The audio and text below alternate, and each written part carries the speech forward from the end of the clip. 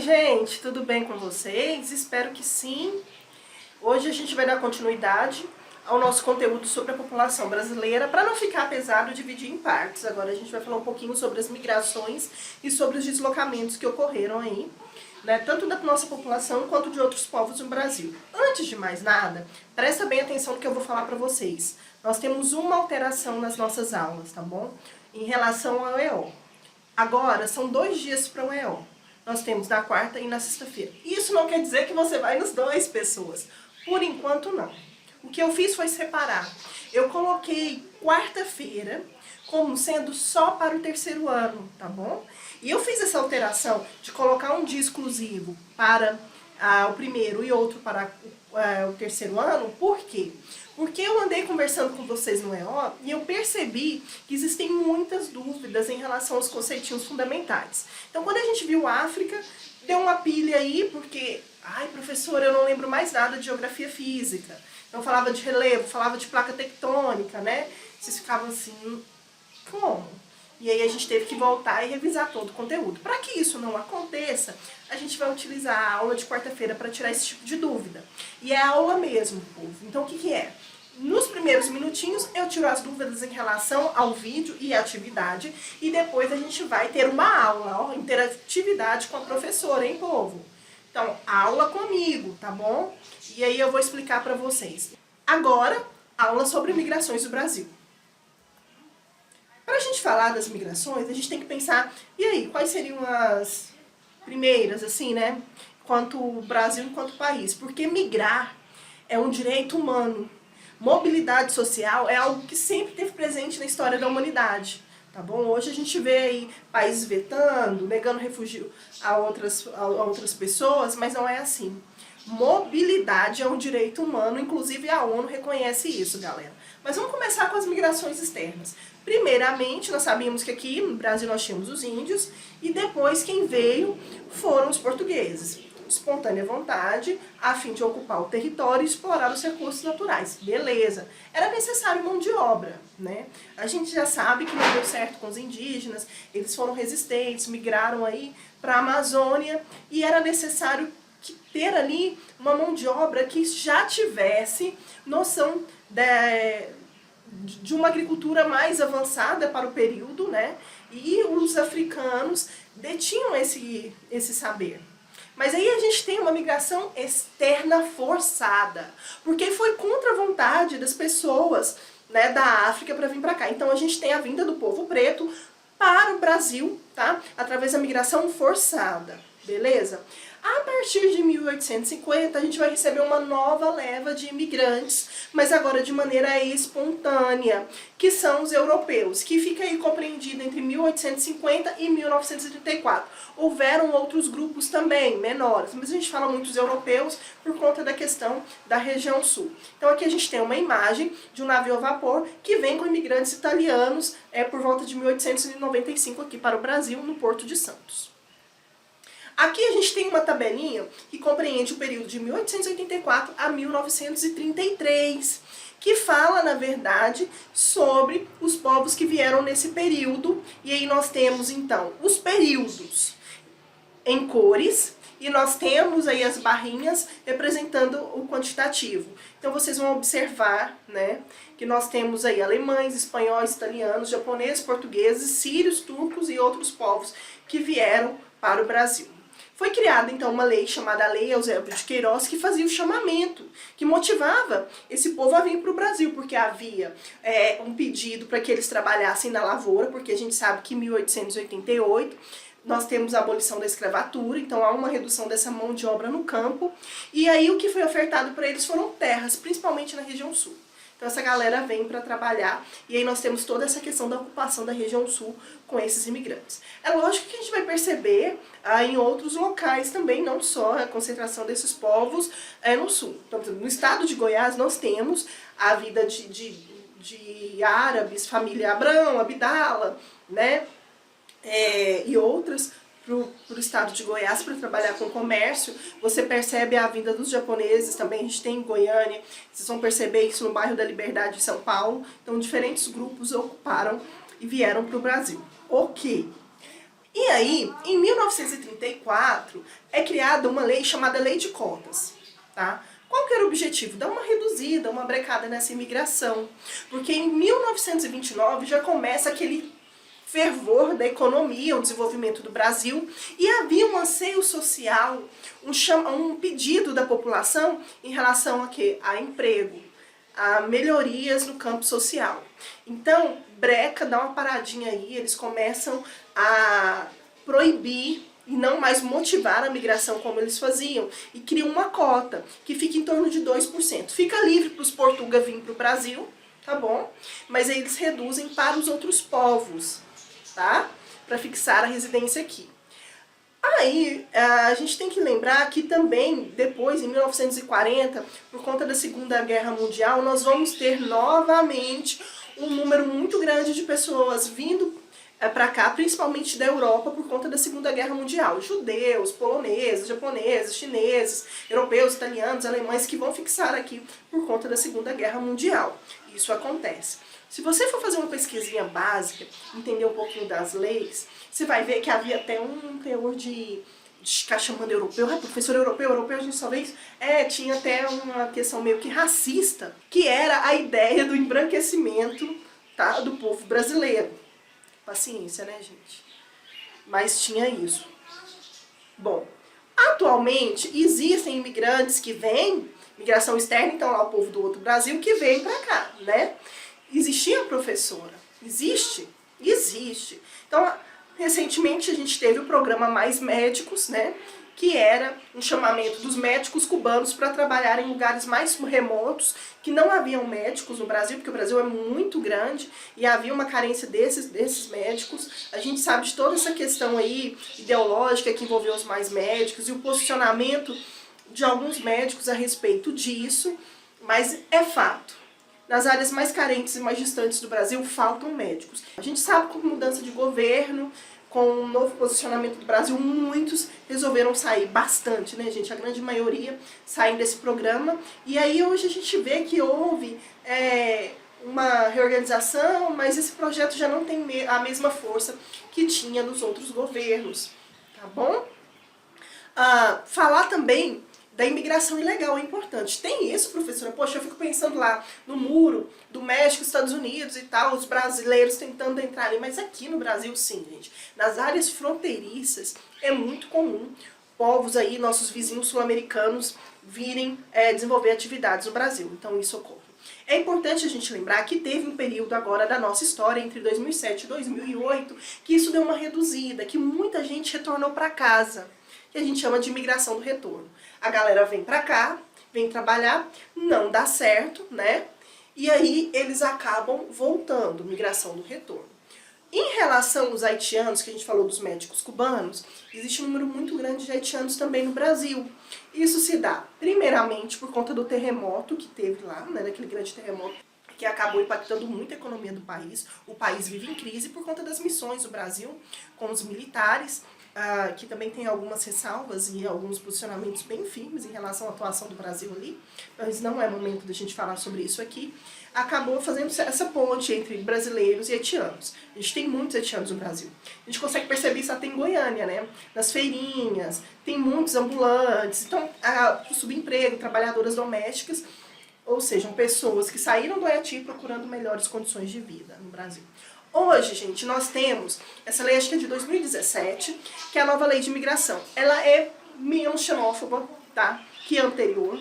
Ela consegue reconhecer um pouco a questão do refugiado, mas a gente precisa melhorar e evoluir muito. Existem espaços e brechas que acabam não reconhecendo o direito dessas pessoas, essas questões legais, a questão do refúgio, a questão da liberdade, dos direitos humanos. Então hoje a gente tem uma lei, nós tivemos um grande avanço, mas o Brasil ainda pode avançar muito ainda nessa área. Falando em refugiado, vale a pena vocês conhecerem a Acnur, que é uma agência da ONU que trabalha com refugiados no Brasil. E aí hoje nós temos aí números oficiais que são do governo, apesar que existe um pedido muito maior, viu, gente, de refugiados. Então tem um número de 43 mil pessoas no Brasil até junho agora de 2020. A maioria, 90% dessa galera é venezuelana. Aí depois a gente tem haitianos, o pessoal do Oriente Médio, nós temos outros povos, tá bom? Mas por conta da questão histórica, né? Da crise, de toda essa questão que a gente acompanha na TV da Venezuela, nós temos um número muito grande e também pela aproximação, né? Por ser um país fronteiriço. Olha só, esses povos sofrem xenofobia no Brasil. Não é diferente do que acontece no mundo. O brasileiro é muito receptivo, mas se vocês fizerem uma pesquisa na internet, vocês vão ver vários relatos de pessoas que dizem ter sofrido, tá? Com a fala, com o posicionamento, dificuldade para conseguir emprego no nosso país. É importante a gente pensar também que a Covid-19 tem sido um grande problema agora para as pessoas que estão aqui, porque nós estamos falando de refugiados, são pessoas concentradas, aglomeradas em alguns lugares, né? Principalmente na região norte do país, que é onde recebe o maior número de refugiados. Então a Covid-19 tem sido um problema, a ONU tem traçado ações em relação a isso. Mas é problema, tá bom? Olha só. E emigração? Olha, nós falamos de imigração, que foi o povo que veio pra cá, e as pessoas que saem daqui e vão pra fora estão fazendo emigração. É a saída. E é a entrada, beleza? Quando eu falo de migração, eu estou falando aí dos movimentos de deslocamento do povo, esse fluxo no geral. Esse mapinha de 2014 a gente não encontra mapas mais atualizados, tá? É o mais recente que eu consegui, e até do próprio livro de vocês que eu estou mandando, que foi que eu consegui o material mais novinho. Mas aí nós temos, olha, o maior número de brasileiros na região norte, Estados Unidos e Canadá, temos na Europa, Ásia, né? E também bastante imigrantes na América do Sul. Se você for fazer uma pesquisa, o que a gente tem de atualizado são textos que dizem que nós temos grande quantidade de brasileiros nos seguintes países: Estados Unidos, França, Espanha, Canadá, Irlanda, Alemanha, Austrália, Nova Zelândia e Suécia. É aí onde a gente tem mais brasileiro, tá bom? Vou fazer para vocês algumas observações interessantes, por exemplo, a respeito dos brasiguaios. Começa a ocorrer um grande deslocamento de pessoas na década de 60, de brasileiros que vão para o Paraguai, e eles são conhecidos como brasiguaios. O que esse povo foi fazer no Paraguai, professora? Bom, a gente sabe que em algumas áreas do Brasil nós temos aí a falta, como é que eu digo para vocês? Nós temos aí algumas áreas em que não há possibilidade de expandir a fronteira agrícola. Não tem como crescer e desenvolver. Muitos brasileiros compraram terras que são mais baratas no Paraguai e desenvolveram a pecuária. Então tem um monte de brasileiro ali. E também, por conta da crise e pela possibilidade de conseguir desenvolver atividades industriais no Paraguai, por conta da energia elétrica ser mais barata, porque na produção da usina de Itaipu, o Paraguai tem uma parte que ele não consegue consumir. Ele vende, mas ele acaba repassando isso para a população. Então é bem barata a energia e também todo esse insumo, esse encargo trabalhista que existe em cima do empregador brasileiro, isso não ocorre no Paraguai. E por incrível que pareça, em questão de salário e condições de vida, os paraguaios conseguem fazer muito mais do que a gente. Tem isso, né? E ó, que o Brasil é o país mais desenvolvido economicamente do que o Paraguai. Agora, olha só, além dos brasiguaios, então hoje a gente ainda tem uma quantidade muito grande de brasileiros que vão desenvolver confecções e uma série de indústrias lá no Paraguai. Nós temos os brazucas. Essa migração ela teve uma intensidade maior a partir da década de 1990, que na verdade são os brasileiros que foram morar nos Estados Unidos. Geralmente esse pessoal vai trabalhar na construção civil, como trabalhadores domésticos, né? E então existe essa concentração de pessoas que vivem. É importante a gente lembrar também o momento que os Estados Unidos estão vivendo, né, com o Trump, porque a gente sabe que está tendo uma redução dessas cotas de imigração e a gente acredita que isso vai cair em torno de quase 50%. Há uma restrição dessas pessoas que estão indo para os Estados Unidos. Por mais que os Estados Unidos esteja com uma população que está envelhecendo, com necessidade de mão de obra, sabendo que boa parte do seu desenvolvimento econômico se deu através dos imigrantes e eles estão fechando as portas desse jeito. Isso aí é um pouco contraditório, né? E tem os decassegues, que são, na verdade, os filhos de japoneses que foram para o Japão. Houve um período no Japão que não era legalizada a vida dessas pessoas. Depois que foi legalizada, ficou-se encabulada a quantidade de descendentes japoneses que ali viviam. E continuaram indo, tá, ao longo do tempo. Só que aí, com a crise econômica que houve, e começou lá no mercado imobiliário nos Estados Unidos e repercutiu no mundo inteiro, a gente tem o conhecimento que o governo japonês acabou indenizando algumas famílias brasileiras que quisessem retornar para o Brasil e saíssem do Japão devido à crise. Então teve um número muito grande de brasileiros que fizeram o quê? A migração do retorno. Eles regressaram ao nosso país, o país de origem deles, que é o Brasil. Gente, é importante lembrar de novo do Covid aqui também, hein? Por quê, professora? Porque havia uma série de imigrantes brasileiros que estavam aí por vários lugares do mundo, ou fazendo turismo ou trabalhando, e acabaram regressando. Então, além dos viajantes, nós temos aí o retorno, o regresso de muitos trabalhadores que não conseguiram permanecer na Europa, porque as empresas ficaram fechadas um período, e eles não tinham como se sustentar ali naquela área. Bom, migrações internas. A gente estava falando das externas, então os brasileiros, né, que foram para fora, e agora as internas. O pessoal que migra internamente no nosso país. Então, primeiramente, vamos pensar lá nos ciclos econômicos. Esses ciclos econômicos, eles proporcionaram um deslocamento da população. Pecuária, cana-de-açúcar no Nordeste, o café em São Paulo, acabava sendo atrativo dessas pessoas para poder trabalhar nessas atividades. A atividade mineradora, então isso foi o chamamento. Depois, com a industrialização que se deu inicialmente em São Paulo, há um redirecionamento dessas pessoas para essa região, principalmente do Nordeste, para a região Sudeste, tá bom? E também o êxodo rural. À medida em que o Brasil foi se urbanizando, as cidades foram crescendo e oferecendo infraestrutura, as pessoas foram se deslocando para essas regiões. Nessas setinhas aqui, as mais grossas mostram um fluxo maior de deslocamento. 1970 e 1980, com um fluxo muito grande de pessoas indo para a região Sudeste, hoje essa história mudou. Existe um fluxo muito grande de pessoas vindo para a região Centro-Oeste e para a região Norte, viu? Agora, olhem aqui, nós temos uma tabela de 1940 a 1910 que retrata o índice de urbanização do Brasil. Então, nem sempre haviam mais pessoas vivendo nas cidades como hoje. No passado, as pessoas viviam mais onde? No campo. Então, observa aí, o índice de urbanização em 1940 era de 26%. Década de 50, 36%, 60, 45%. Em 1970, o Brasil passa a ter 56% do índice de urbanização no país, né? Então aqui a gente começa a superar a quantidade de pessoas na cidade em relação ao campo. Em 2010, 84%. Lembrando, gente, que nós vamos parar aqui em 2010 porque a gente depende aí dos dados do IBGE e do Censo Demográfico que aconteceria agora em 2020 e que está meio parado aí por conta da Covid-19. Professora, por que a população começou a sair do campo e ir para a cidade? Quais são os fatores?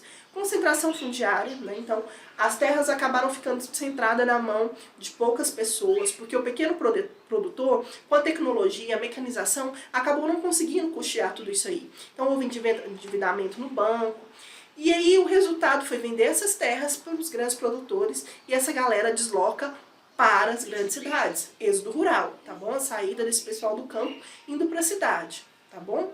E aí a gente tem que pensar também que a cidade ela funciona como um atrativo para essas pessoas. Então a gente tem uma galera que vai para as cidades procurando oportunidades, né, serviços sociais, escola, emprego, melhoria de vida, que explicam aí o acelerado crescimento das cidades do nosso país. Certinho? Guardem isso na cabeça, pessoas. Muito importante para o Enem. Sempre cai, tá bom? E os movimentos atuais? Lembra que eu falei para vocês que há agora uma redistribuição dessas pessoas para a região Centro-Oeste e para o Norte? Olhem aí, esse mapinha mostra uma escala de cores aí, de tons terrosos, que mostram a concentração de imigrantes pelo país, tá bom? Então, observem como está a região centro-oeste comparada com a região sudeste, por exemplo. Lembrando que muitos imigrantes nordestinos que se localizavam na região sudeste acabaram por fazer a migração do retorno, por não conseguir encontrar todos aqueles benefícios que eles imaginavam que viam na televisão, né? Você vê a novelinha da Globo, pá, vou pra lá, né? Então, tecnologia, internet, bancos, escolas, tudo muito bonitinho na TV, e a realidade não é bem assim, né? Então acaba indo para aquela questão dos subempregos, são as trabalhadoras domésticas e tudo muito mal estruturado, dificuldade de moradia, acessibilidade, e aí o pessoal acaba retornando, tá bom? O que fizeram, quais são os aspectos que fizeram que ocorresse ainda hoje, né, as migrações internas? Primeiro, a guerra fiscal. Guerra fiscal, sim. Muitos estados, para atrair indústrias para o país, para poder fomentar empregos, acabaram reduzindo os impostos, oferecendo terrenos, uma série de benefícios para essas indústrias. E aí, grandes multinacionais acabaram indo para o Brasil, acabaram indo para outros estados, como é o caso do estado de Goiás, que recebeu muitas multinacionais, Rio Verde, Catalão também recebeu bastante. E aí nós temos, então, o redirecionamento dessas pessoas. Lembrando que cidades médias, como Aparecida de Goiânia e Anápolis, puxando para a nossa realidade, acaba chamando muitos imigrantes. Eu tive a oportunidade de trabalhar em Aparecida e eu percebi isso dentro da realidade da sala de aula. Muitos e muitos alunos não são originários do estado de Goiás. Eles vêm de Tocantins, Pará, do Amazonas, de outros estados em busca de melhores condições de vida. Beleza? E também o crescimento da atividade mineradora que ocorreu principalmente na região norte, que fizeram com que cidades como Paraupebas, Marabacas, Taial, no estado do Pará, crescessem bastante, ofertassem bastante emprego, e aí então nós temos essa migração aí numa maior proporção. A dinâmica também das fronteiras agrícolas acaba interferindo isso, principalmente na questão da expansão. Pensando na região sul, por exemplo, em que são terras de heranças que vão sendo divididas ao longo das gerações, muitos filhos, muitos desses herdeiros, acabam vendendo e comprando outras terras na região centro-oeste, na região norte. Então a gente tem aí uma migração desses povos também, devido à questão da expansão da fronteira agrícola no norte e no centro-oeste. Gente, espero que vocês tenham entendido. Qualquer dúvida, me chama no EO, tá bom? Espero você quarta-feira, que a gente tem aula, hein? E vou tirar as dúvidas. Um grande beijo, tchau!